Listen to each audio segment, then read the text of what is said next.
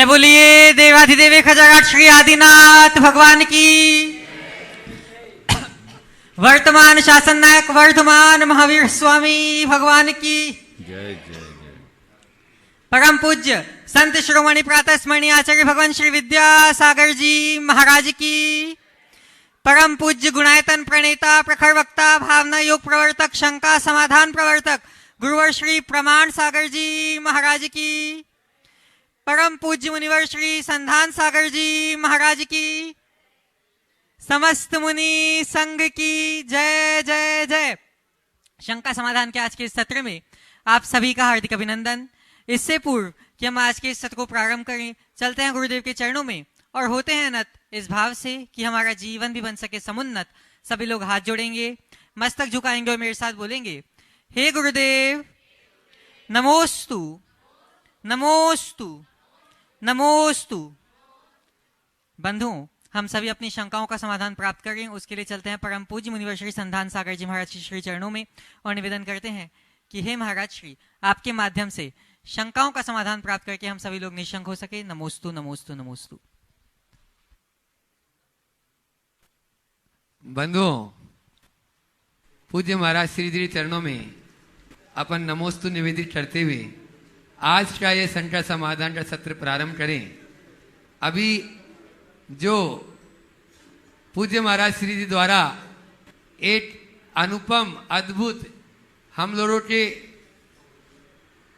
भीतर के उन विकारों को, नकारात्मकता को दूर करने के लिए या नकारात्मकता का हल भावना योग के माध्यम से कैसे हो सकता है, इसका बहुत ही सटीक और दिल को छूने वाले प्रवचन अभी प्रतिदिन हो रहे हैं। एक केवल मात्र एक आकार पे 20 प्रवचन लगभग होने वाले हैं और वो 20 प्रवचन आप लोगों को शीघ्र ही उपलब्ध भी हो जाएंगे। आप प्रातःकाल 8:35 पर उन प्रवचनों को सुनना न भूलें, जो हमारे लिए हमारे अंदर के जो द्वंद्व हैं, हमारे अंदर में चाहे बात बात पर गुस्सा आता हो, अवसाद हो जाते हैं या अवसाद में चले जाते हैं, डिप्रेशन में आदि में और चिंता में रहते हैं, उन सब बीमारियों का इलाज इन प्रवचनों के माध्यम से बहुत ही सुगमता से आप अच्छे से कर सकते हैं। घर में बैठकर या यहाँ पर आकर इन प्रवचनों का अवश्य लाभ लें। और अब चलते हैं अपन गुरु चरणों में, आज के इस शंका समाधान को नमोस्तु पूर्वक शुरू करते हैं। पूज्य श्री चरणों में प्रथम प्रश्न कर रहे हैं, दिल्ली से एन के जैन पूज्य महाराज श्री चरणों में नमोस्तु पूर्वक कह रहे हैं, गुरुवर हमें साधु की वैयावर्ती कैसे करना चाहिए, वैयावर्ती करने से के क्या क्या लाभ हैं, कृपया हमारी शंका का समाधान करने की कृपा करें। साधु की वैयावृत्ति कैसे करनी चाहिए, बहुत अच्छा सवाल। हमारे शास्त्रों में वैयावृत्ति को विशिष्ट तप की श्रेणी में रखा गया और न केवल तप, इसे 16 कारण भावनाओं में एक विशेष भावना के रूप में भी परिगणित किया है। आप लोग पूजन में रोज पढ़ते हैं, ओम आप लोग पूजन में पढ़ते हैं, निस्दिन भैया वृत्ति करैया सो निहिचे भव तीर तरैया। जो नित्य भैयावृत्ति करते हैं और निश्चित रूप से भव सागर से पार उतर जाते हैं। तो भैयावृत्ति को एक विशिष्ट अनुष्ठान कहा गया। यह भैयावृत्ति 2 स्तर पर होती है। भैयावृत्ति का मतलब होता है सेवा, एक गृहस्थों द्वारा मुनियों की और एक मुनियों के द्वारा मुनियों की। गृहस्थ जो साधु की वैयावृत्ति करते हैं उनके लिए कहा गया, व्यावृत्ति व्यपनोदः पदयो संवाहनम च गुणरागा वैयावृत्ति यावन नुपग्रहो न्योपि संयमिना। संयमी जनों के व्यावृत्ति यानी कष्टों का व्यपनोदन यानी दूर करना, निवारण करना, गुणानुराग से उनके चरणों को सहलाना और अन्य जो भी उपकार है वह करना, यह गृहस्थों की वैयावृत्ति। साधुओं की वैयावृत्ति के संदर्भ में ऐसा शास्त्रों में आता है कि साधुजनों के स्वाध्याय, तप, उपवास और विहार जन थकान को दूर करने के लिए, बाल, वृद्ध, रोगी साधुओं के शारीरिक मानसिक कष्टों के निवारण के लिए उन्हें हाथ पैर आदि दबाकर उनके शरीर की और उन्हें अच्छे संबोधन देकर उनके मन की स्थिरता करना, ये वैयावृत्ति है। वैयावृत्ति बड़ा तप है और आचार्य कुंद ने वैयावृत्ति को जिन भक्ति कहा है और ये कहा अह कुन जिन भक्ति परम वैयावच्चम दह वियप्पम। तुम जिनेन्द्र भगवान की भक्ति परक 10 प्रकार की वैयावृत्ति करो। ये वैयावृत्ति को भगवान की भक्ति कहा। और जो लोग वैयावृत्ति नहीं करते उसके लिए जिन आज्ञा का भंग करने का अपराधी कहा। इसलिए वैयावृत्ति सेवा रूप कर्म है जिसे सभी को तत्परता से करनी चाहिए, लेकिन वैयावृत्ति में विवेक होना चाहिए। कई बार लोग वैयावृत्ति करते हैं और वैयावृत्ति करते करते अपनी सील भी लगा जाते हैं। समझ गए? मुहर कैसी? हाँ, नाखून लगा। हाँ, ये सब विवेक। और कभी कभी अविवेक से बड़ी भयानक दुर्घटनाएं भी घटती है। एक अनंत कीर्ति नाम के मुनिराज थे। वो दक्षिण भारत से उत्तर भारत ज्ञान अर्जन की पिपासा लेकर आए थे। मुरैना में अध्ययन कर रहे थे। उनकी ज्ञान पिपासा बड़ी प्रगाढ़ थी और बड़े तपस्वी थे। ठंड का समय था, वे अपने कक्ष में थे। किसी ने सिगड़ी जला के रख दी, ये सोचकर कि थोड़ा कमरा गर्म हो जाए। महाराज जी सामायिक में थे, कमरा बंद था, गैस भर गई और महाराज जी गिरे और उनका पैर सिगड़ी में पड़ गया। इसे उन्होंने अपने ऊपर आया आकस्मिक उपसर्ग मानकर स्वीकार लिया और पैर नहीं उठाया। पैर जलता रहा। मांस जलने की बदबू जब सब तरफ फैली तो लोग घबराए हुए आए। देखिए महाराज का पैर जल रहा है और महाराज सहज भाव से मुस्कुरा रहे। लोगों ने उपचार करना चाहा, पट्टी बांधना चाहा। बोले दिगंबर मुद्रा में मैं पट्टी नहीं बांध सकता। पट्टी नहीं बंधवाई, उनकी वहीं समाधि हुई। महाराज ने तो अपना कल्याण कर लिया, लेकिन ये वैयावृत्ति में प्रयुक्त अविवेक का कुपरिणाम निकला। तो कई बार वैयावृत्ति करने वाले को भी ये विवेक रखना चाहिए, उसमें किसी भी प्रकार का अतिरेक नहीं होना चाहिए।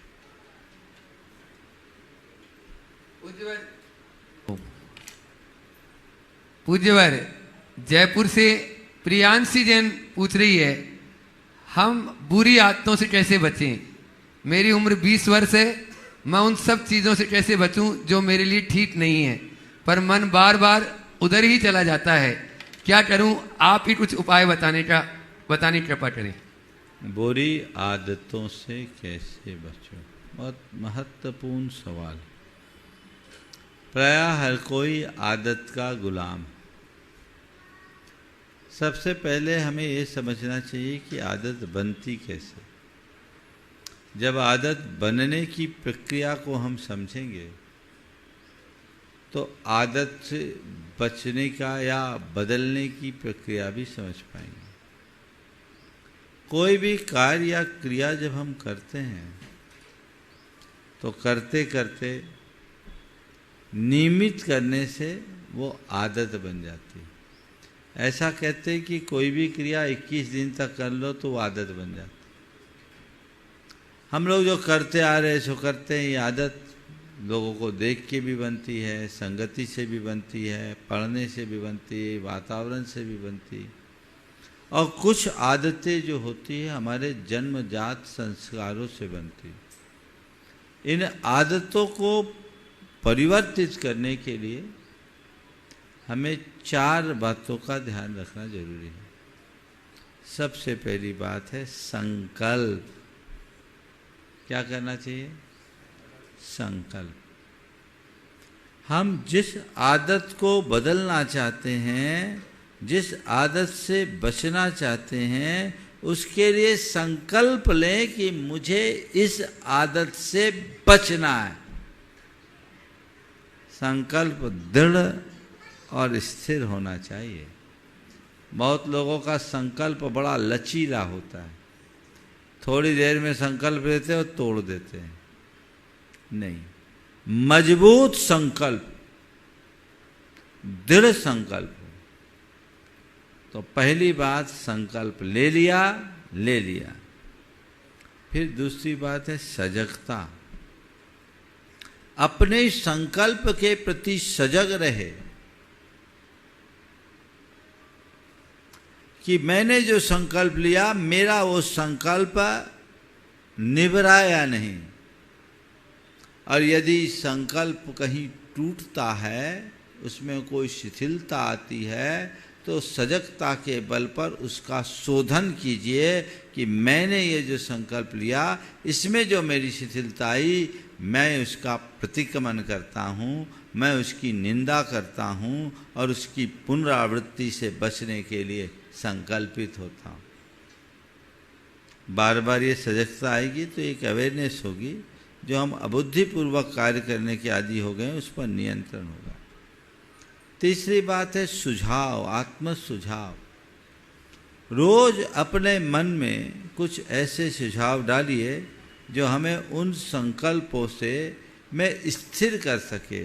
जैसे मान लीजिए किसी की आदत है अपशब्द बोलने की, ये भी एक आदत है, तो मुझे मीठा बोलना है, मुझे सहज बोलना है, मुझे शुद्ध बोलना है, मुझे वही बोलना है जो अर्थपूर्ण है। ऐसे शब्दों का उच्चारण करके यदि अपने मन को हम प्रशिक्षित करते हैं तो हम अपनी आदत पर अंकुश लगा सकते हैं। और चौथी बात, रोज रोज अपनी समीक्षा कीजिए। समीक्षा करके जहाँ कहीं भी स्खलन है उसकी निंदाग्रह कीजिए और उसकी पुनरावृत्ति से बचने का संकल्प लीजिए। आपके जीवन में बड़ा बदलाव आ सके। पूज्यवर कैलाश जी अजमेरा पूना से पूछ रहे हैं, जो प्रतिदिन आपके प्रवचन सुनते हैं, कल के प्रवचन से ये प्रश्न उन्होंने दिया है कि आपका अरुचि पर आपका सुपरहिट प्रवचन था। निश्चित ही हमारे भीतर की अरुचि को रुचि में बदलने में सहायक हुई आपकी वाणी। प्रभु जी, मेरा प्रश्न है कि अच्छे कार्यों में रुचि होना तो ठीक, यदि बुरे कार्यों में रुचि जगा लेंगे तो हाल चारुदत्त जैसा होगा जो आज हो रहा है। इससे तो हम अपने भीतर रुचि न जगाते तो ही अच्छा था। प्रभु जी, आप ही बताएं कि हम अरुचि रखें या रुचि रखें। बहुत अच्छा सवाल किया। मैंने आपको ये कहा है कि अरुचि को रुचि में बदलें, तो मेरा आशय नकारात्मक अरुचि से था। धर्म में रुचि होनी चाहिए, पाप में अरुचि।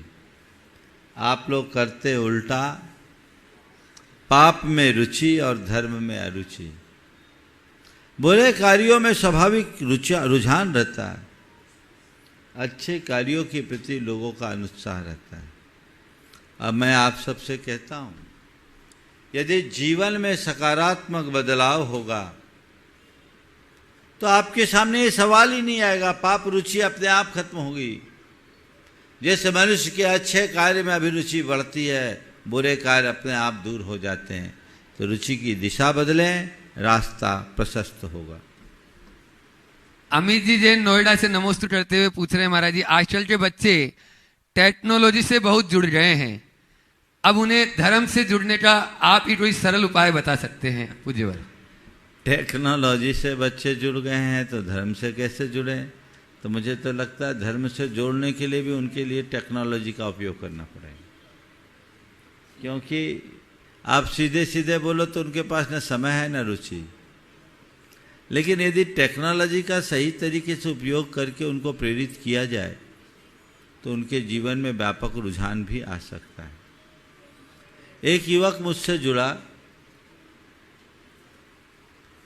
और आकर के कहा, महाराज जी मेरी कोई धर्म में रुचि नहीं थी, पर एक दिन मैंने इंस्टाग्राम में आपकी एक रील सुना, मेरे मन में इंटरेस्ट क्रिएट हुआ। महाराज फिर मैंने आपके चैनल को सब्सक्राइब कर लिया। आप जब बोलते तो बहुत अच्छा लगता है, मुझे आपकी बातें बड़ी प्रैक्टिकल लगती है। मुझे ऐसा लगता है कि आप जो बोलते हैं केवल लाइफ स्टाइल की बात करते हैं। तो मैंने सोचा ही नहीं था कि धर्म ऐसा भी होता है।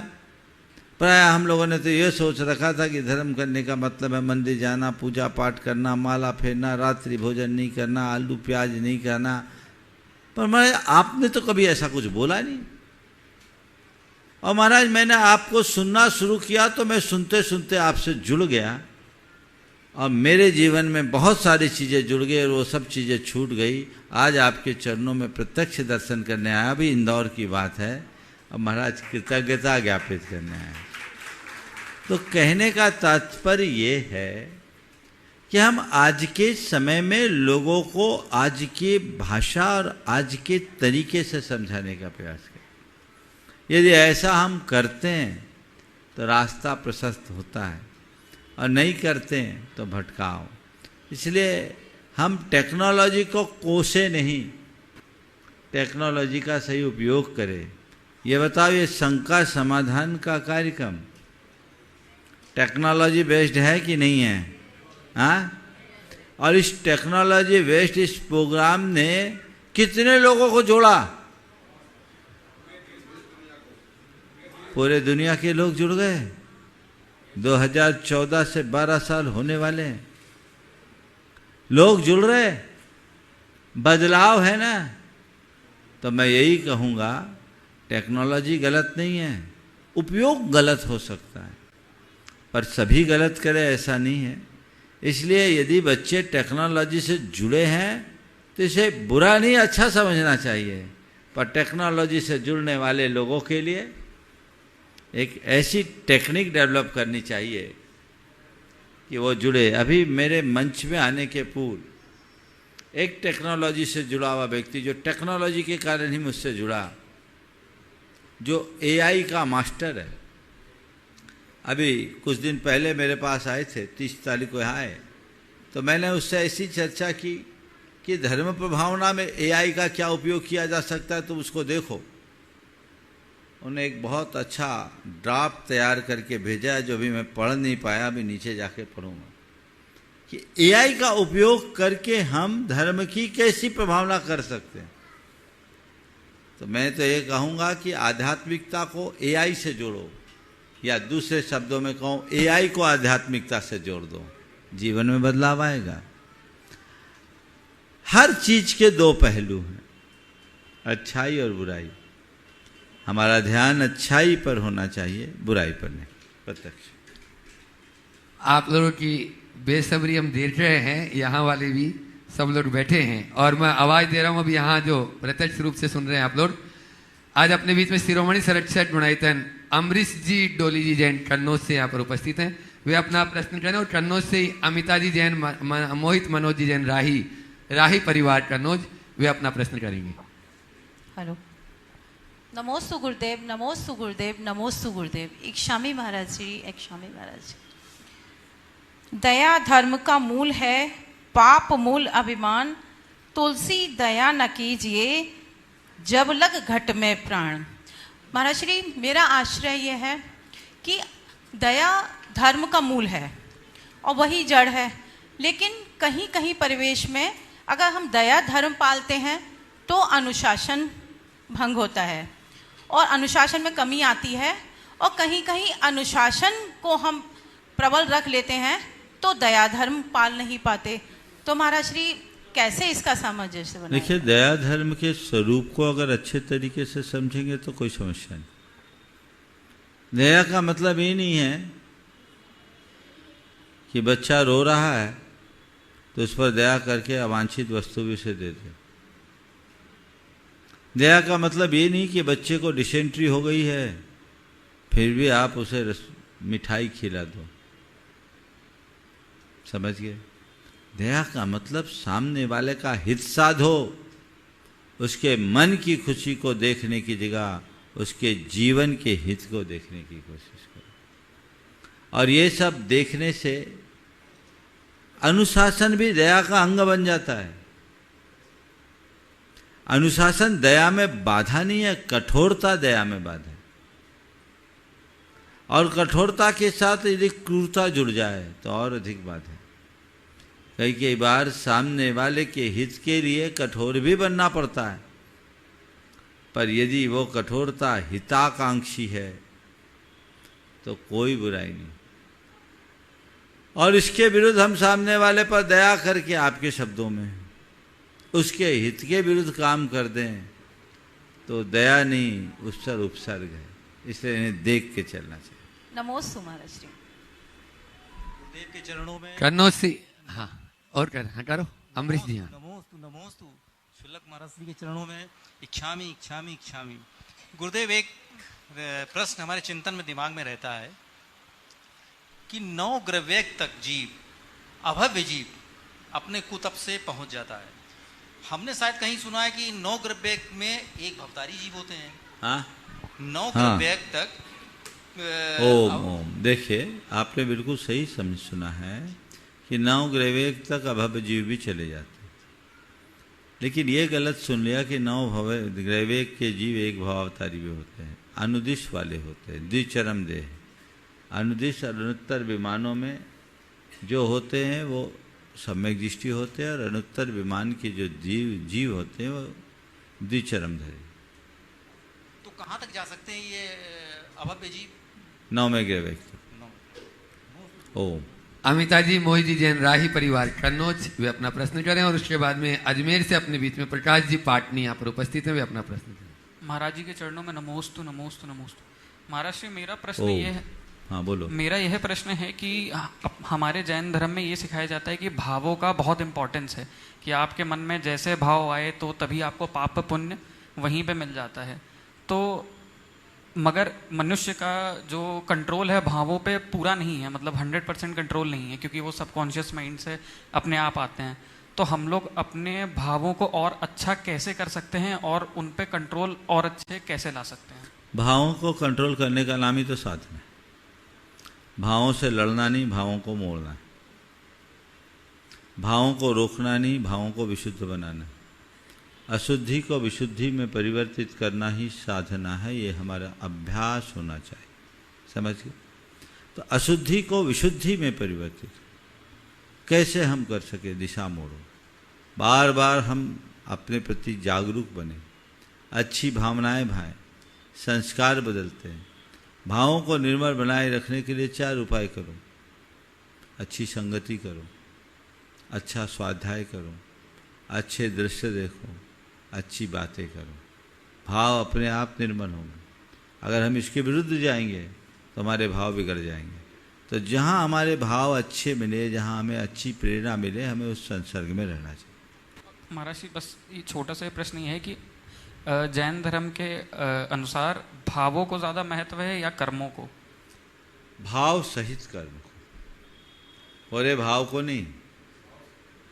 भाव सहित कर्म। भाव रहित कर्म का अर्थ नहीं होता, लेकिन केवल भाव से ही जीवन को अर्थ नहीं मिलता। भाव के साथ क्रिया करोगे तभी परिणाम। नमोस्तु। प्रकाश जी पाटनी, अजमेर जब चातुर्मास हुआ, बहुत ही इन्होंने एक ऐतिहासिक चातुर्मास संपन्न करा। एक बार जोरदार ताली बजा दीजिए प्रकाश जी पाटली के लिए और वे अपना प्रश्न गुरु चरणों में करें। उसके बाद में अपने बीच में लाल जाटी भोपाल से प्रसम जी जैन उपस्थित हैं और उनके साथ में मैं चाहूंगा विजय जी पाटोदी इंदौर से शिरोमणि संरक्षक उनके साथ रहेंगे। मुनिराजों के चरणों में नमोस्तु नमोस्तु नमोस्तु। शुलक जी महाराज जी को इच्छा में महाराज जी मेरा जो प्रश्न है वो मेरे विचारों से मैं आपके चरणों में रखना चाहता हूँ। 3 शब्दों में अपने आप को आपके सामने समर्पित करना चाहता हूँ। शब्द है और उसी में मेरा प्रश्न भी है। शब्द है मैं शब्द हूँ, आप अर्थ हैं, बाकी सब व्यर्थ है। यही बात भगवान के सामने भी करता हूँ और शास्त्र के सामने भी करता हूँ, लेकिन मेरे को भगवान के सामने और शास्त्र के सामने ले जाने वाले मेरे गुरु आप हैं। तो क्या मेरी सोच सही है कि मेरे को गुरु से भगवान तक ले जाने में मैं जो सोचता हूँ वो मेरे गुरु का कितना उसमें कंट्रीब्यूशन है? आपके लाइन को थोड़ा सुधार दो। मैं शब्द हूँ, आप अर्थ हैं, बाकी सब व्यर्थ हैं। पर मैं इसे थोड़ा सुधारता हूँ।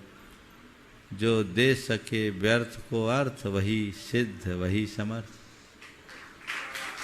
जैसे आपने व्यर्थ कहा उसे ही अर्थ दे दो तो समर्थ बन जाओगे।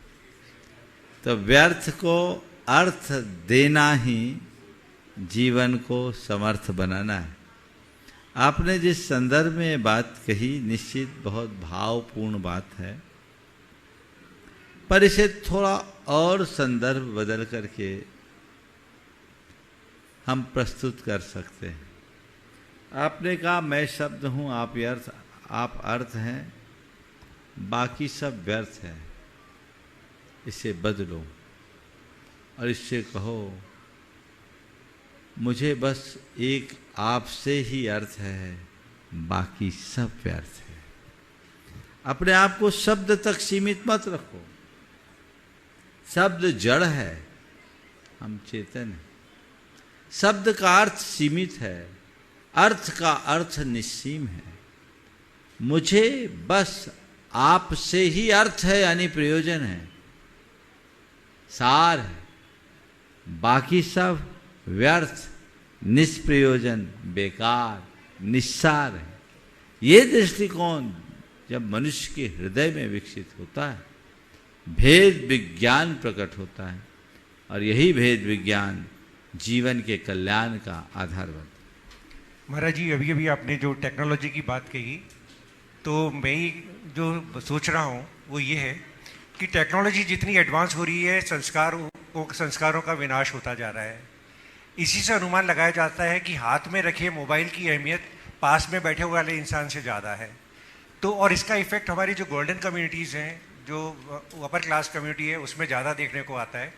तो महाराज जी मैं ऐसा आप क्या सोचते हैं कि आने वाले समय में जैन समाज की स्थिति क्या होगी इससे? देखिए, मेरा बार बार ये कहना है टेक्नोलॉजी को कोसने से कुछ नहीं होगा। हर सुविधा जब तक नियंत्रित हो तब सुविधा है और नियंत्रण के अभाव में वही दुविधा है। ये तो मेरे हाथ में है कि मैं उसका क्या उपयोग करता हूं। आज भी दुनिया के बहुत सारे ऐसे लोग हैं जो सोशल मीडिया से बहुत दूर रहते हैं, इंटरनेट का अपने ऑफिस से बाहर उपयोग नहीं करते हैं। मुझे एक व्यक्ति ने इंटरनेट से कुछ चीज़ें डाउनलोड करके प्रिंट लिखाया था, जिसमें बिल गेट्स के यहाँ का और कई और लोगों का बताया था, जिसमें बच्चों को क्लासेस के अलावा आधा घंटे से अधिक इंटरनेट के प्रयोग की अनुमति नहीं थी और रविवार को 1 घंटा। वो खुद भी प्रयोग नहीं करते। हमारे हाथ में है ना, हम कर क्या रहे हैं। टेक्नोलॉजी उपयोगी भी है और अच्छाई की ओट में बुराई पलती है। गलत चीजें नहीं होती, गलत चीजों का प्रयोग होता है। हम कैसा प्रयोग कर रहे हैं हमें उसे देखना चाहिए। नमस्ते महाराज। इंदौर से शिरोमणि संरक्षक विजय जी पाटोदी और प्रश्न कर रहे हैं प्रसम भाई लाल जाटी भोपाल। और उसके बाद में बंधुओं, मैं एक ऐसे शख्स को यहाँ पर बुला रहा हूँ, अपने बीच में नागपुर दुर्ग से वीरेंद्र जी जैन, जो गुणायतन से संबंध रखते हैं, अस्वस्थ उनकी रहते हुए भी संपूर्ण भारत में कैंसर के मरीजों के लिए प्रमुखता से, अभी उनके बारे में और बताऊंगा। पहले प्रसन्न भाई अपना प्रश्न कर ले, उसके बाद। नमोस्तु गुरुजी, नमोस्तु नमोस्तु नमोस्तु गुरुजी। मेरा प्रश्न ये था गुरुजी कि हम अपने कार्य क्षेत्र में आगे बढ़ते हैं, पर हमारे पीछे जो हमारे पुराने मित्र बंधु और हमारे साथी रहते हैं, वो हमसे बहुत जलन ईर्षा भावना रखते हैं जब हम आगे बढ़ने लगते हैं, और हमको काटने में और पीछे खींचने में बहुत सारा प्रयास करने लगते हैं। इसके लिए उनका क्या उपाय है? एक ही बात तय कर लो कि मुझे खींचने वाले बहुत है, इसलिए पाँव मजबूती से उठाना है, वो पूरी ताकत लगा दे, मुझे हिला ना पाए। थोड़ा एक्स्ट्रा एफर्ट चाहिए, इतने सामान्य रूप से हम काम नहीं कर सकते, ऐसा सोचना चाहिए। ओह हाँ, वीरेंद्र जी जैन नागपुर दुर्ग, और मैं चाहूंगा उनका सम्मान भी वहीं पर कर दिया जाए। विक्की भाई पहुंच जाएं, जो अहरनिश सेवा में लगे रहते हैं, संपूर्ण भारत के कैंसर के मरीजों के लिए प्रमुखता से जो कार्य करते हैं। पिछले 3 वर्षों में 1400 से अधिक मरीजों को जो रक्तदान एवं प्लेटलेट्स आदि के लिए काम कर दिए। जोरदार ताली से उनका स्वागत अभिनंदन कर दें। और साथ में देवेंद्र जी, दीपा जी, शोभा जी, पाटोदी परिवार। हाँ बोलो सुन। नमोस्तु महाराज जी, नमोस्तु महाराज जी, नमोस्तु महाराज जी। महाराज जी, हम सब ये जानते हैं कि अनंत काल से अनंत भव बिता दिए हैं, हर एक भव में अनंतों बार जन्म ले लिया है। मुनि महाराज भी बन गए, वापस नीचे आ गए, कभी देव पर्याय तक चले गए, फिर नीचे आ गए, कभी एकेंद्रीय जीव बन के ऊपर आ गए। महाराज जी, मेरा प्रश्न ये है कि ऐसा कौन सा भाव हम अगले भाव में कर लेते हैं कि ऊपर से हमारी गति नीचे साइड हो जाती है? क्योंकि जब हम एक बार यदि मुनि बन गए या देव बन गए तो हमारी गति उत्तरोत्तर ऊपर क्यों नहीं जाती? ऐसे कौन से भाव हम कर लेते हैं कि हम वापस नीचे आ जाते हैं महाराज? पहले तो मैं चाहूँगा एक बार सोनू भाई का जोरदार अभिनंदन करें। शारीरिक रूप से अस्वस्थ होने के बाद भी जागृत चेतना के बल पर अपनी धर्माराधना और समाज सेवा का उत्कृष्ट उदाहरण प्रस्तुत किया है। ये एक बहुत ही ऐसी बीमारी से ग्रसित है जिसमें इन्हें मर्मांतक वेदना होती है, लेकिन उसके बाद भी इस युवा के चेहरे की मुस्कान देखकर सबको प्रेरणा लेनी चाहिए। ये अपनी बीमारी को एक समस्या के रूप में न देखकर एक तपस्या के रूप में देख रहा है। आप देख रहे होंगे उनके पैर की दशा देखिएगा, और वेदना भी है, लेकिन जन्म से ऐसा है, वर्षों से उसे भोग रहे, लेकिन उसके बाद भी सहज रूप से जी रहे हैं। सभी को प्रेरणा लेनी चाहिए, थोड़ी थोड़ी सी बाधाओं से विचलित नहीं होना चाहिए। आपने सवाल किया कि जीवन यात्रा में ऊपर जाकर नीचे आने का कारण क्या है। अच्छे भाव के बाद तो उत्तरोत्तर उन्नति ही होनी चाहिए, अवनति क्यों, हमारा डाउनफॉल क्यों होता है? देखिए, हमारे भावों में कभी एक रूपता नहीं होती, उतार चढ़ाव होते रहते हैं। जन्म जन्मांतरों के संस्कार कब किस रूप में उभर जाए कहा नहीं जा सकता, इसलिए संस्कार बनते और बदलते रहते हैं। संस्कारों में उभार और उतार आता रहता है। हर जीव के साथ ऐसा हो सकता है, कर्मोदय ऐसा बनता है कि अपने आप निमित्त आ जाते हैं। कोई जरूरी नहीं कि हम वर्तमान में कोई कुकृत्य करें तभी इसका कुपरिणाम मिले। कई बार संयोग से भी ऐसा हो जाता है। इसे ही भवितव्यता और होनहार के रूप में कहा जा सकता है। जन्म जन्मांतरों के हमारे मिथ्यात्व और कषायों का उदय हमारा पतन कराता है। जब हमारी चेतना जगती है तभी वह सब चीज़ें संभलती है। वाणी प्रतीत लहरी अवधपुरी, और उसके बाद में ऋतु जैन सुनागिर पाठशाला से शिक्षिकाएं।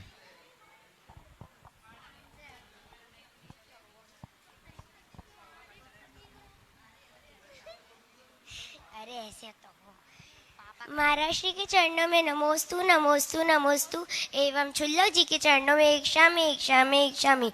महाराज श्री, यदि हम कोई नियम लिए हैं जैसे रोज मंदिर जाने का, पर शारीरिक परिस्थिति के कारण नियम का पालन नहीं कर पा रहे हैं तो हमें क्या करना चाहिए? और महाराष्ट्री आयु का बंध होता है तो कब होता है? इसका हमें कैसे पता चल सकता है कि क्यों है कि नहीं? ये सवाल है किसका? तुम्हारा तो नहीं दिख महाराष्ट्री रहा। दादी का है। हाँ, तो तुम्हें बोलना चाहिए नहीं, दादी ने ये सवाल किया।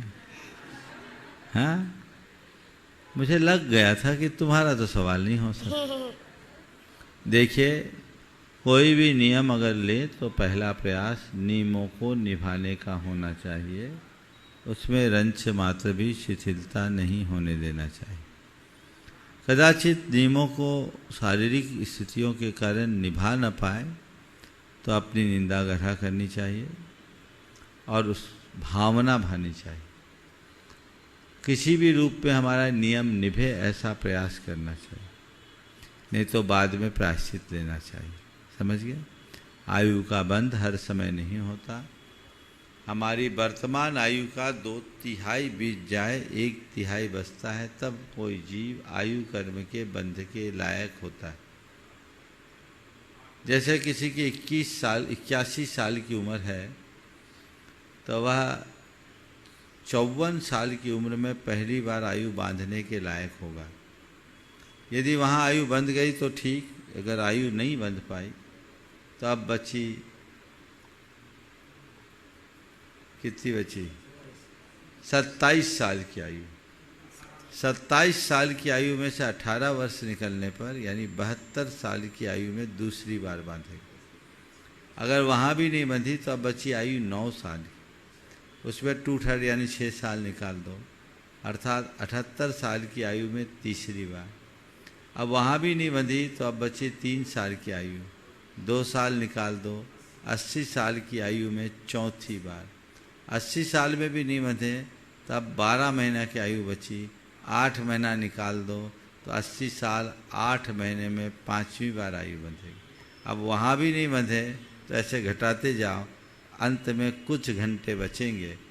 8 मौके ऐसे आते हैं और इन 8 मौक़ों पर अगर आयु का बंध नहीं हुआ तो मृत्यु के कुछ क्षण पूर्व तो आयु जरूर बंधती है।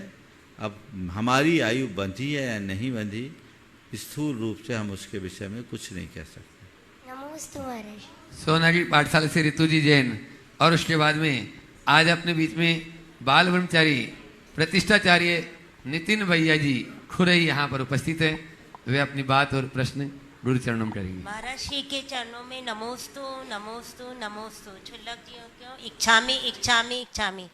महाराज श्री, ये प्रश्न मेरी सहेली का है।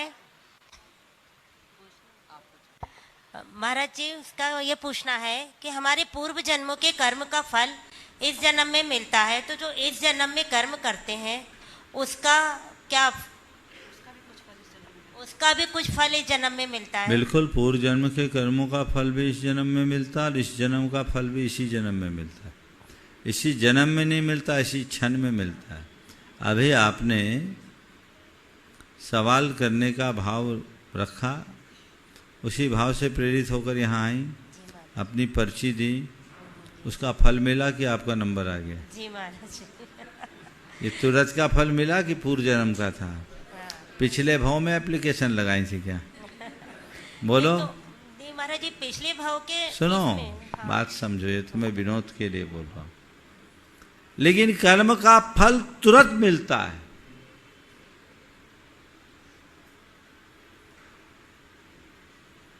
बाद में नहीं। कैसे? आप कोई अच्छा काम करते हैं, आपको क्या फील होता है? अच्छा लगता है। कितनी देर बाद? तुरंत खुशी मिलती है। कोई बुरा काम करते हैं तो कैसा लगता है? बुरा लगता है। कितनी देर बाद? तुरंत बुरा लगता है। तो थोड़ी खुशी और बुरा किसका फल है? कर्मों का। अच्छे बुरे कर्मों का। जी। तुरंत मिला कि नहीं मिला? जी महाराज। तो कर्म का फल तुरंत नहीं मिलता, ऐसा क्यों बोलते हो? तो तुरंत मिलता है। बात समझ में आ गई? चलिए। महाराज जी, जब तुरंत मिलता है तो वो कौन से बंध जाते हैं जिनका पुराने भी मिलता पुराना है? भी बैलेंस चलता है, तुरंत मिलता नहीं, मिलना शुरू होता लंबे समय तक मिलता है। चलिए। नमोस्तु और महाराज। मैं आवाज दे रहा हूँ ब्रह्मचारी नितिन भैया जी खुरई, माइक वहां तक पहुंचाए। और उसके बाद में प्रतिभा स्थली से अपने बीच में रेखा दीदी, प्रिया दीदी, रागिनी दीदी तैयार रहेंगे। Hello hello. पूज्य श्री के पावन चरणों में नमोस्तु नमोस्तु नमोस्तु। महाराज जी के चरणों में नमोस्तु। शुल्लक जी महाराज जी के चरणों में क्षामी। महाराज जी, मेरा एक प्रश्न है और मैं काफी दिन से इस प्रश्न के ऊपर चर्चा कर रहा हूं, मुझे समझ नहीं आता। कई लोग प्रतिष्ठा के क्षेत्र में आगे हैं। बालक तीर्थंकर का जन्म हुआ तो बालक तीर्थंकर जन्म तो मां से होता है, तो मां को पहले बालक सौंपना चाहिए कि पांडुशिला के आने के बाद लिखा है कि बालक मां के हाथों में सौंपा जाए। जिस मां ने जन्म दिया बच्चे को, उस बच्चे की गोदी में, उस मां की गोदी में बच्चा होना चाहिए, न कि सची इंद्राणी मायामयी बालक से पहले सुलाती है फिर बच्चा ले जाती है। ये हमें आज तक समझ में नहीं आया। इसका कृपया हमें समझाने की कृपा करें। ये पुण्य की लीला, तीर्थंकरों के महान पुण्य के प्रताप स्वरूप जन्म के तत्काल बाद सुमेरु पर उनका महाअभिषेक होता है। अब माँ तो जा नहीं सकती, माँ को ले जाएं तो इंद्रों को यह अवसर नहीं मिल सकता। तो ये व्यवस्था बन गई जो पुण्य ने बनाई, किसी और के द्वारा नहीं। तो इंद्र भक्ति के साथ भर कर आता है, चतुर्निकाय के देवों के साथ बालक को लेके जाता है। पर माँ तकलीफ में ना आए इसलिए माँ को निद्रा में सुला देती इंद्राणी, एक मायावाही बालक भी रख देते। फिर अभिषेक की संपूर्ण विधि संपन्न करके गर्भ कल्याण का नियोग पूरा करने के लिए जब वापस लौटता है, तब माँ की माया की निद्रा को समेटा जाता है। और आने के बाद इंद्र माता पिता का सत्कार करता है और माँ बाप को इस बालक को सौंपता है, आनंद नाटक करता है, उत्सव मनाता है। ये जन्म कल्याण का पूरा स्वरूप होता है। अब सवाल ये है कि फिर माँ का हक क्यों छीना? अरे तीर्थंकरों ने तो माँ का हाथ और भी छीना, माँ के हाथ की रोटी भी नहीं खाते, वो देवोपनीत भोग खाते। तो महापुरुष हैं, वो एक नियोक्त एक माँ के पेट से जन्मे हैं, पर उनका जन्म किसी एक माँ के लिए नहीं, उनका जन्म पूरी सृष्टि के कल्याण के लिए हुआ। वो त्रिलोकाधिपति हैं, इसलिए उनको उसी संदर्भ में देखना चाहिए। भगवान, एक छोटा सा प्रश्न और है। तीर्थंकर को वैराग्य उत्पन्न हो गया, लोकांतिक देवों ने आकर तीर्थंकरों की उस वैराग्य की प्रगाढ़ भावना भाई उसकी अनुमोदना की। और प्रतिष्ठा ग्रंथों में लिखा है कि पहले मनुष्य उठाते हैं पालकी, उसके बाद विद्याधर उठाते हैं, फिर देवता आकाश मार्ग से वन में ले जाते हैं। लेकिन लड़ाई की ये सवाल और ये प्रसंग कहां से आया?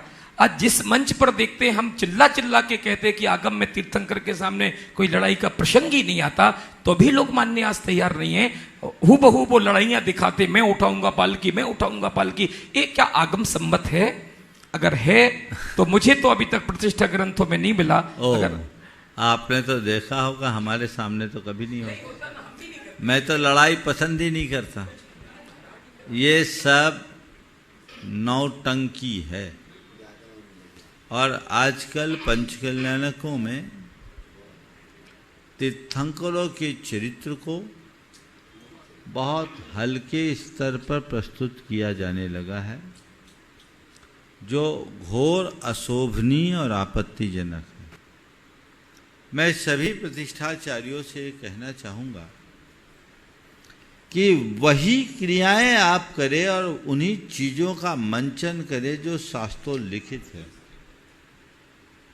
अगर लोगों के मन में रुचि जगाने के लिए कुछ करना है, रोचकता लाने के लिए कुछ करना है, तो उसमें काव्यात्मकता लाए ना, उसमें रस लाए, उसमें काव्यात्मकता लाएं ताकि वो अच्छा हो सके।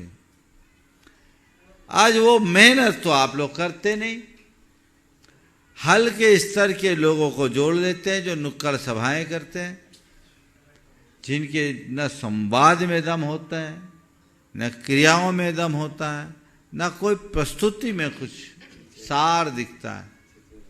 बड़ा हल्कापन, दूसरे शब्दों में कहें कहीं कहीं तो बड़ा फूहड़पन भी प्रदर्शित हो जाता है। सब जगह तो नहीं, लेकिन कहीं कहीं ये घोर आपत्तिजनक है। हमें इनका परित्याग करना चाहिए और प्रतिष्ठाचार्यों को इस पर सावधानी रखनी चाहिए।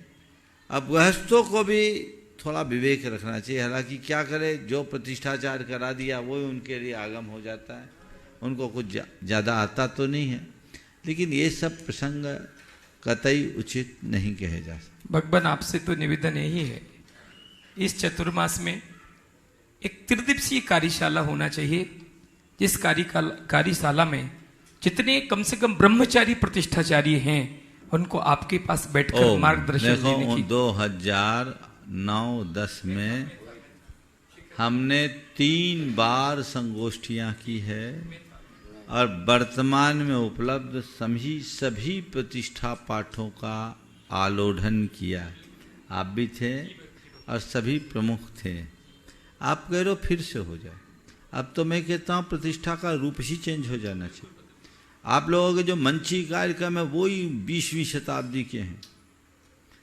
आज भी कई जगह देखते हैं वो अग्नि कुमार देव को वही तार में वो कपूर फंसा करके अग्नि संस्कार करते। अरे भाई, दुनिया बहुत आगे बढ़ गई, कहाँ आप जा रहे हो? पंच कल्याणक तो आज वैसा प्रस्तुत किया जा सकता है मानो साक्षात पंच कल्याणक हो रहे हो। और हमारी पूरी तैयारी है। गुणायतन के पंच कल्याणक की पूरी स्क्रिप्ट मैंने अलग तैयार की है। और आपको बता दूं, गुणायतन में इन लोग कोई रोल नहीं रहेगा। उस पंच कल्याणक में हमने पूरी व्यवस्था ऐसी बना दी कि इनका सीमित मांत्रिक क्रियाओं में मंची कार्यक्रम को हम प्री स्क्रिप्टेड बनाएं तो वो बहुत सुंदर प्रस्तुति होती है, लोगों को जीवंतता दिखती है। प्रयास करना चाहिए, मौलिकता रखनी चाहिए। आज से 5 दिन पहले ही मैंने गुणायतन की स्क्रिप्ट को अंतिम रूप दिया है और वो पूरा टेक्नोलॉजी बेस्ड होगा।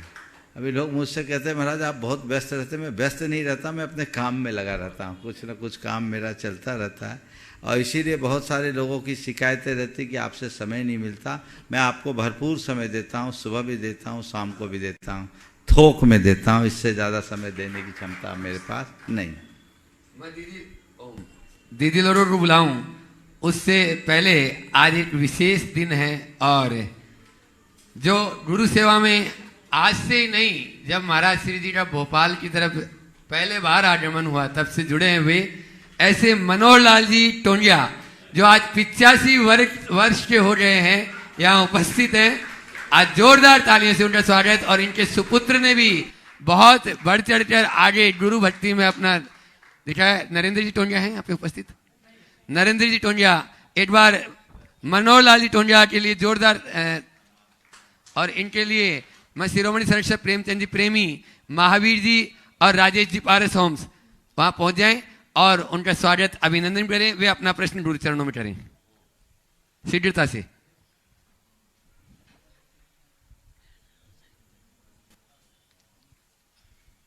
नमस्ते महाराज जी।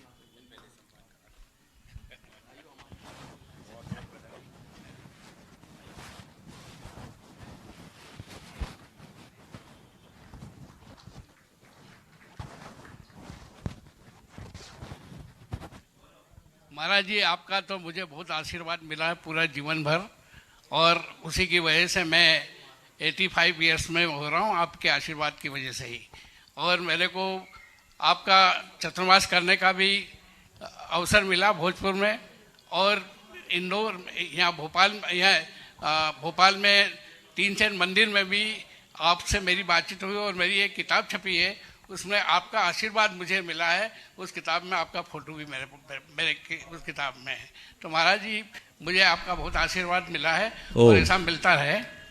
मैं चाहूँगा एक बार टोंगिया जी साहब का जोरदार अभिनंदन कर ले। उम्र के इस पड़ाव में भी जो उमंग और उत्साह इनकी है बहुत गहरी। और बंधुओं, भोपाल में मुनियों को प्रवेश दिलाने वाले लोगों में अगर कोई थे तो उनमें एक मनोहर लाल टोंगिया भी थे। ये भोपाल ऐसा था जहाँ मुनियों का प्रवेश बहुत कठिन था, लेकिन इन लोगों ने उस समय अमरचंद जी अजमेरा, कैलाश जी चंदेरी, मनोहर लाल जी टोंगिया, बसंत जी बड़जात्या, नरेंद्र बंदना जैसे लोगों की टीम उस समय आगे आकर के एक व्यवस्था बनाई जो और आज बहुत वो आपके राजेंद्र पत्रकार और कई लोग थे जो इसके ने रवि तो बाद में आए, ये पुराने लोगों की बात कर रहा हूँ, बहुत आगे से। एक बार इनका जोरदार अभिनंदन करें। हाँ बहन जी। प्रतिभा स्त्री की बहन है और उसके बाद में सुनीता दीदी, ब्रह्मचारी सुनीता दीदी बांसा शिरोमणि संरक्षक तैयार हैं।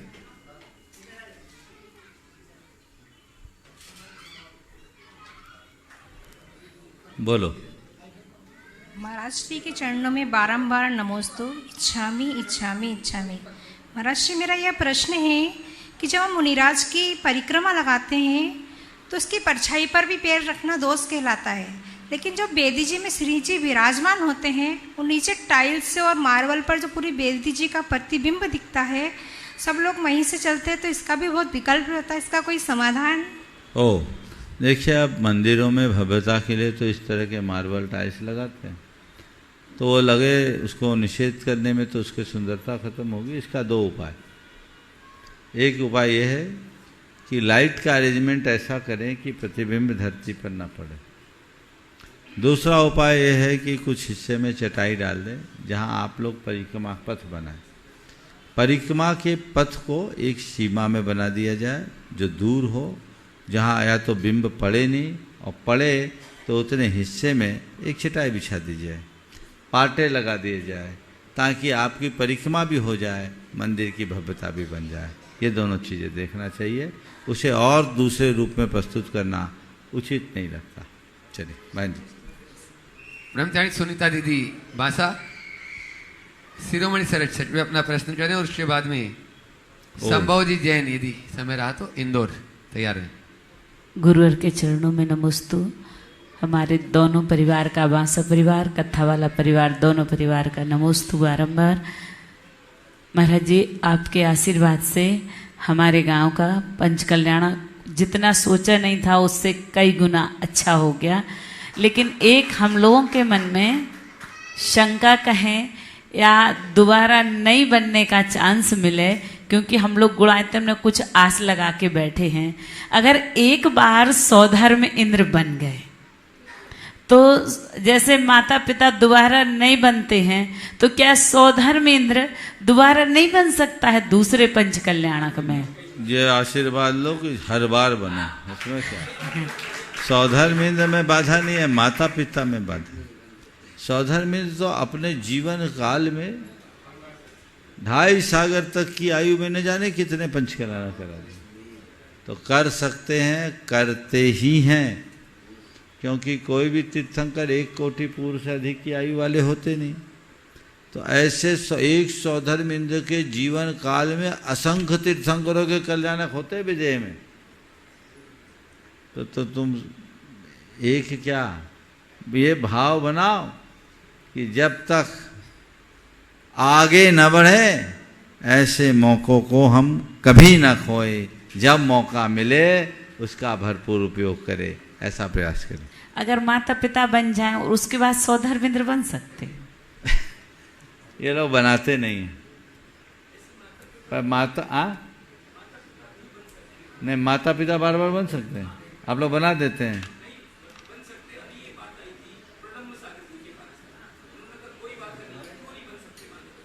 एक बार माता पिता सौधर्म इंद्र बन गए, माता पिता बार बार माता पिता बने। हाँ जल्दी बोलो। अब देखिए अलग अलग विवक्षाएं हैं, मैं इसमें कुछ नहीं बोलूंगा, आगे बोलो। नमस्ते। मुनीषी के चरणों में कोटि कोटि नमन। महाराज जी, वर्तमान परिप्रेक्ष्य में देखा जाए तो हमारी जितनी भी एकेडमिक स्टडीज़ वगैरह जो भी रहता है सब इंग्लिश में होता है, हमें सब कुछ इंग्लिश में ही बताया जाता है। इसमें देखने में आता है कि हम सब साथ में भी देखते हैं हिंदी की गिनती भी नहीं आती है, जैन कैलेंडर नहीं देख पाते हैं बच्चे लोग। और यहाँ तक तो फिर भी ठीक है, अगर 2 प्रश्न दिए हुए हैं हम लोगों को, एक वही चीज़ साइंस की हिंदी में लिखी है, वही चीज़ इंग्लिश में लिखी है, पता नहीं क्यों लोग हिंदी में जो सेम चीज़ लिखी है वर्डिंग उसको प्रिमिटिव मानते हैं, पिछड़ा हुआ मानते हैं। तो इस मानसिकता को कैसे सुधारें गुरुदेव? इस पे आपके श्रीमुख से कुछ। सवाल बहुत अच्छा है। तुम कल रहोगे? जी महाराज जी। कल इस सवाल को थोड़ा पहले ले लेना, आज समय पूरा हो गया। यहीं पर विराम। बोलिए परम पूज्य आचार्य गुरुवार श्री विद्यासागर महाराज की।